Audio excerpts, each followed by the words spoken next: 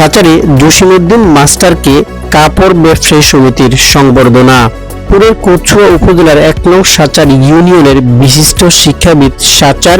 ইসলামিয়া আলিম মাদ্রাসার সভাপতি ও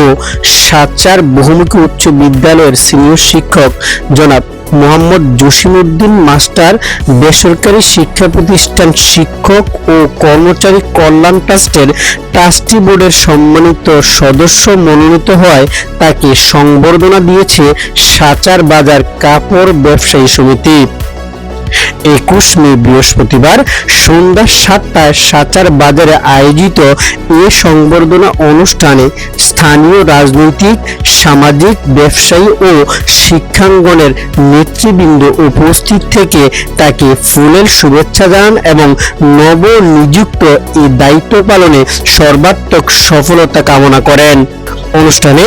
উপস্থিত ছিলেন বাংলাদেশ জাতীয়তাবাদী দল বিএনপি কচুয়া উপজেলার সিনিয়র সহসভাপতি মোহাম্মদ আব্দুল খালেক,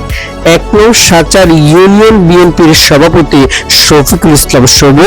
সাচার বহুমুখী উচ্চ বিদ্যালয়ের প্রধান শিক্ষক আলমগীর হোসেন মোল্লা, সাচার বাজার কাপড় ব্যবসায়ী সমিতির সভাপতি মোহাম্মদ জাকির হোসেন, সাচার ইসলামিয়া আলিম মাদ্রাসার গভর্নিং বডির সদস্য মোহাম্মদ খোরশেদ আলম মেম্বার,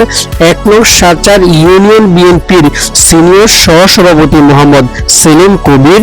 সিনিয়র সহসভাপতি মোহাম্মদ শহীদুল্লাহ, বাংলাদেশ জাতীয়তাবাদী যুবদল ১ নং সাচার ইউনিয়নের সভাপতি বিল্লাল হোসেন বাবু সহ